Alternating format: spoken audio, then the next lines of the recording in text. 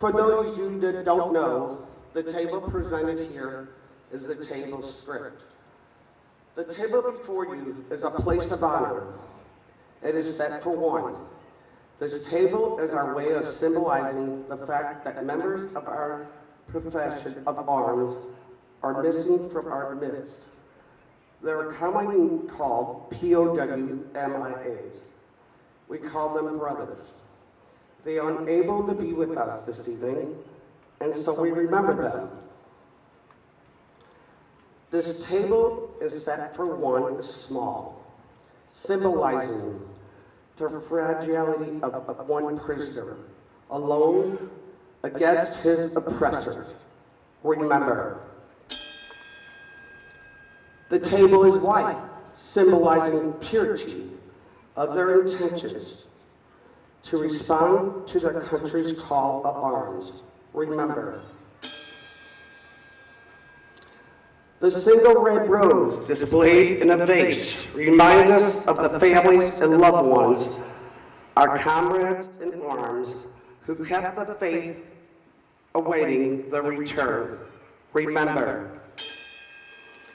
The red ribbon tied so prominently on the vase is reminiscent of the red ribbon worn upon the lapel and breast of thousands who bear witness to their unyielding determination to demand a proper accounting for our missing. Remember. The candle. The candle is lit, symbolizing the upward reach of their unconquerable spirit. Remember. A slice of a lemon is on the bread plate to remind us of their bitter fate. Remember.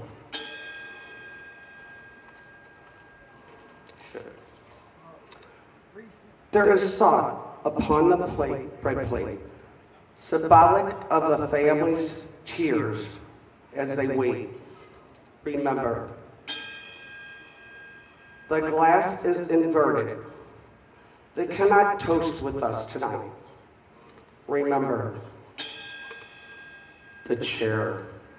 The chair is empty. They are not here. Remember.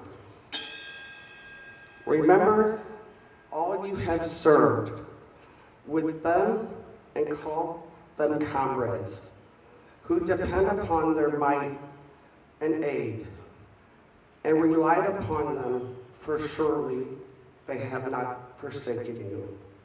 Remember. Remember into the day they come home. Remember.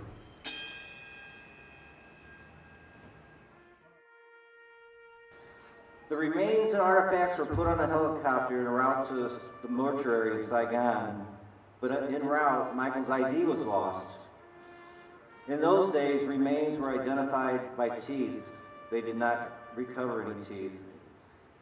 Essentially, Michael's remains sat on a shelf at Silhai's Central Identification Lab in Hawaii with an identification number of 1853. His remains were believed to be Michael Blassie, but he was unidentifiable. With pressure to fill the Vietnam unknown tomb, the remains were selected and interred in 1984 into the Tomb of the Unknowns. X26 was his new ID number, and any files associated with X26 were destroyed. 1972 was when my brother was killed. 1998, we finally brought my brother home, 26 years later. Was God's hand in that? I believe so. In 1998, the Freedom of Information Act opened the doors and gave access to Michael's file. On one of the pages in particular, X26 was written on it. The Blassie family confronted the government and fought for the truth. The evidence was so strong that they disinterred the Vietnam unknown, my brother. They performed DNA. They took my mom's blood, my brother's bone. Perfect match. My thought is, Michael deserved to be known, just as every military man and woman. My mother had no closure. We needed to know the end of the story. We wanted to bring Michael home. I had the privilege of escorting Michael home on a C-130 after he was identified from Dover, Delaware. As we flew into Scott Air Force Base, upon landing, one of the crew mentioned for me to look out the window. There stood construction workers at the side of the runway, their hard hats off, hands on their hearts, standing next to their bulldozers. We had Michael's service at St. Thomas Apostle Church on St. Catherine. The support from the Florissant community was overwhelming. Firefighters had the huge flags hanging down from their truck ladders. The parking lot, the streets were packed with people. Police directing traffic. Michael was then laid to rest at Jefferson Barracks. At JB, again the St. Louis and Florissant community came out in massive force to pay respects for our fallen. My sister Judy said in her eulogy at my brother's funeral, "I love my brother for what he believed. I love my brother because he believed in America." To me, that quote connects with this Wednesday night out. The Florissant community is remembering, supporting veterans and all that have served. I had the opportunity to attend an honor guard reunion about a year ago. Those are the men that guarded the tomb every day, 24/7, rain, snow, or shine. These men bonded in an extraordinary way with the unknown soldiers. Now today, First Lieutenant Michael J. Blassie's name will always be attached to our national monument, Tomb of the Unknown. What an honor.